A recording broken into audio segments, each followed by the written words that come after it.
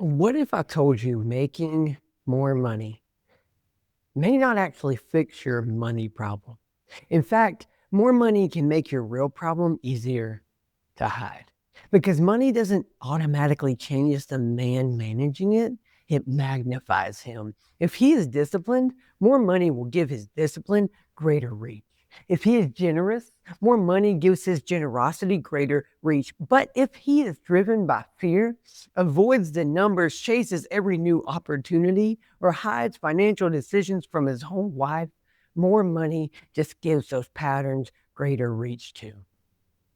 That is why two men can receive the same amount of money and produce completely different outcomes. The seed may be identical, the difference is in the soil. And I'm not saying every financial problem is secretly a mindset problem. Well, most are. But sometimes you generally need more income. Sometimes the math simply ain't mathing. But earning more and becoming capable of faithfully carrying more are two different problems. And I know this firsthand. I once spent $6,000 I didn't have on a business opportunity without even telling my own wife. And I thought I was buying a better seed and better things for my family, but the better seed can't compensate for soil you refuse to cultivate. I learned this through a decision I'm still not proud of. When I first stepped into this online business world, I found a coach who appeared to be crushing it. I mean, he had results, he had confidence, he knew how to sell the dream. I got on a call with him and he offered me a $6,000 group coaching program. And there was only one problem. I didn't have $6,000 when this happened, so I bought it on credit without telling my wife. Here's a pro marriage tip for you newlyweds out there. Don't do that. Thankfully, my wife is a saint and she's forgiven me since then. But when I look back, I can see that I wasn't just purchasing coaching. I was trying to purchase certainty. I thought this finally could be the opportunity to make everything work. And underneath that thought was a deeper fear. If I don't do this right now, I might miss my chance. If I don't do this, then I won't be able to prove my worth. The program contained good information. That wasn't the deepest problem. The problem was the soil I was planted in. Fear, urgency, scarcity, insecurity, secrecy, the need to prove that I can make the business work. And it wasn't making a peaceful, honest decision with my wife. I was making a desperate decision from an identity that wasn't mine. And desperation can make perfect, good seed and produce destructive fruit. That decision taught me a valuable lesson I don't ever want to forget. You can receive a legitimate opportunity and still sabotage it with unexamined patterns. What soil represents? You see, Jesus gives us a picture of soil in the parable of the sower in Matthew 13.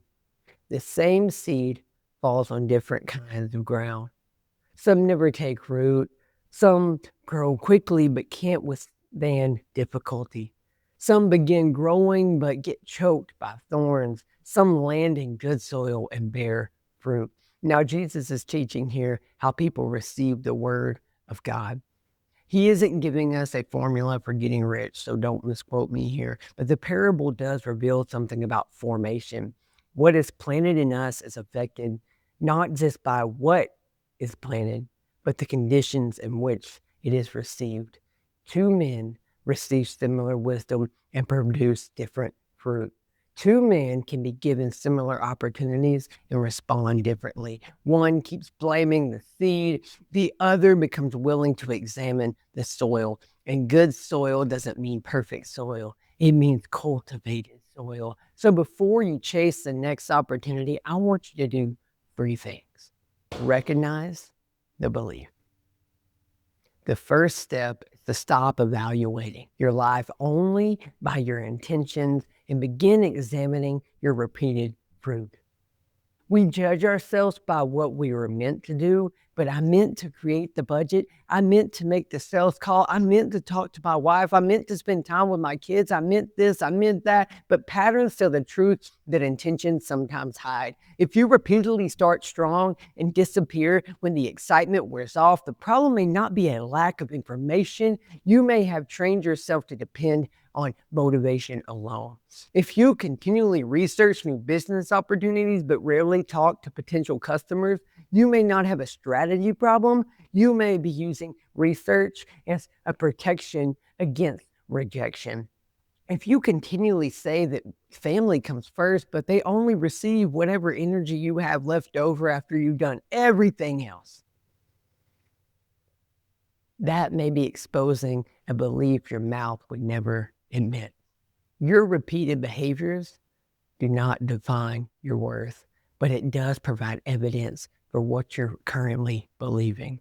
So I want you to ask yourself right now, what would someone conclude I believe if they could only see my last 30 days?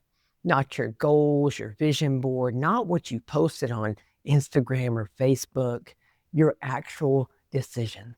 And then 2, remove the weed. Once you recognize the belief that is limiting you, you have to confront what it has been producing. This is where awareness must become repentance, because you can become extremely self-aware and remain completely unchanged. You can identify your scarcity mindset, childhood wound, coping mechanism, attachment style, and still avoid your bank account. Understanding the pattern can give you compassion and clarity.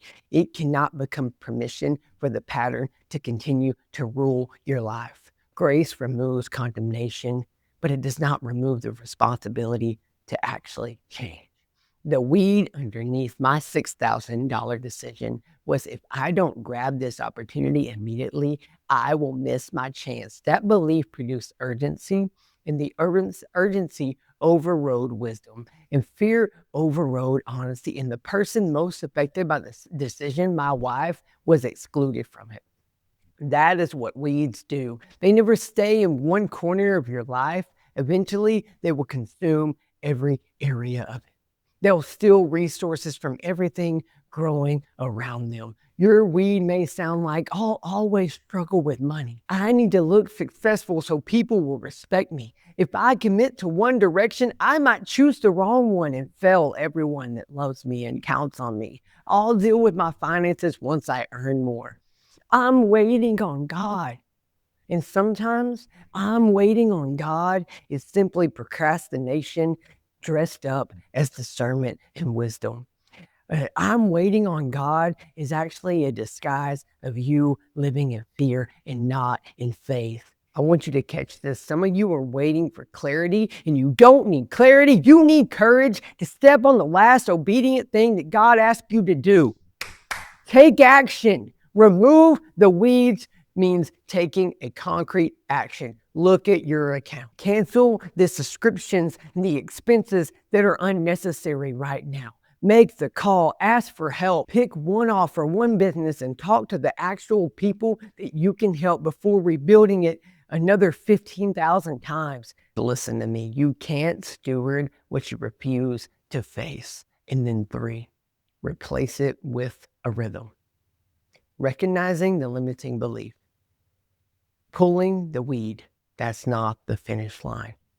You must plant something in its space, because if you leave a gap where the weed once was, then it will grow back again and bring its friends with them. If you stop impulse spending but never learn how to respond to emotional pressure, another coping mechanism will take its place. If you delete an app but never decide what deserves that recovered time, you will go right back to it like a dog eating its vomit. Lasting formation is rarely built through one giant emotional decision.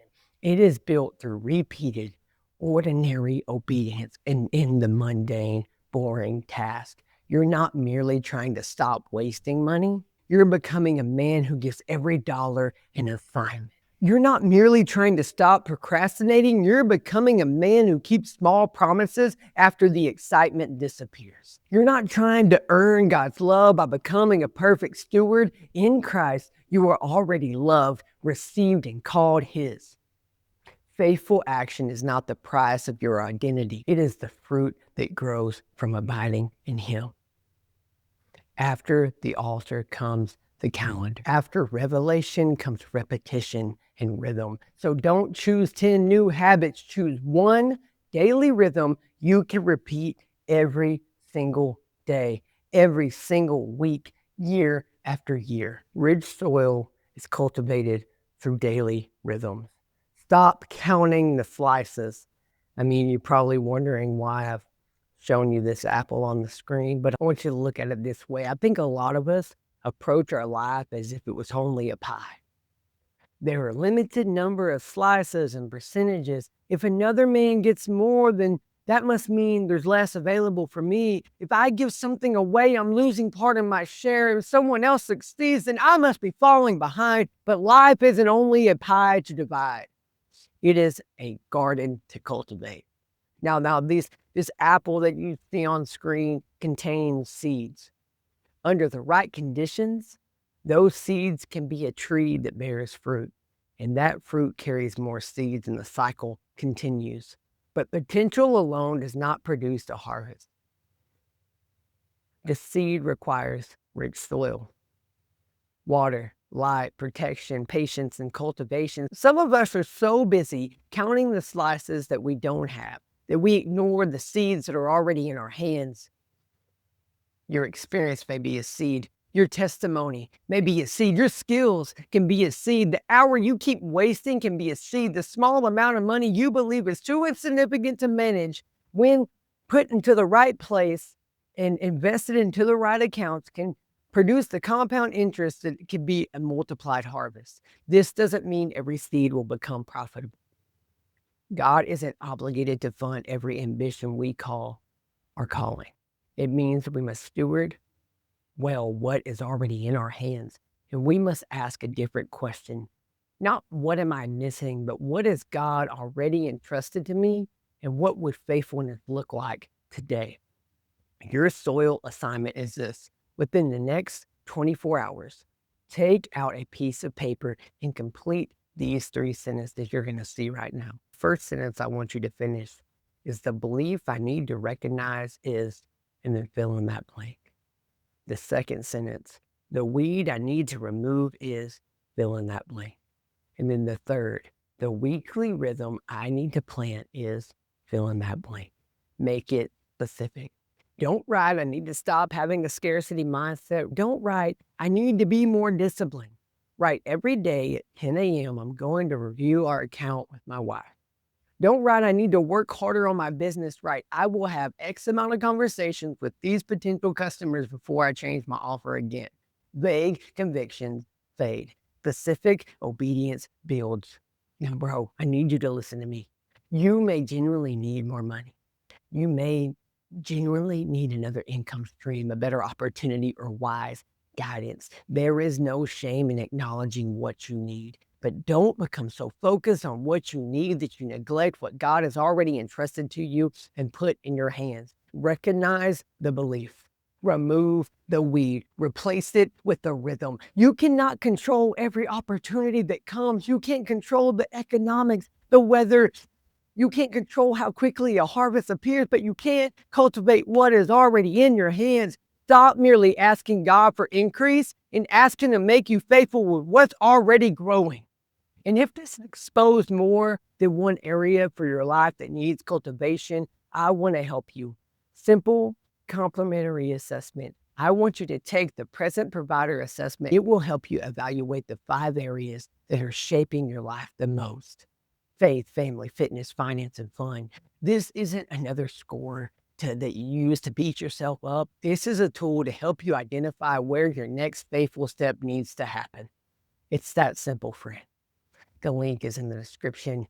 Go right after this finishes and go and run with it. Take the assessment, tell yourself the truth, and choose the one area to begin working on today. Because you weren't created merely to consume whatever life gives you. In Christ, you were created to create. And in abiding Him, you will produce fruit, period. Now, as always, I'm praying for you. And I love you, bro. Now let's go live better and best as we conquer this week. Go take the present provider assessment now, and I will see you either inside the brotherhood or in this next video. Peace.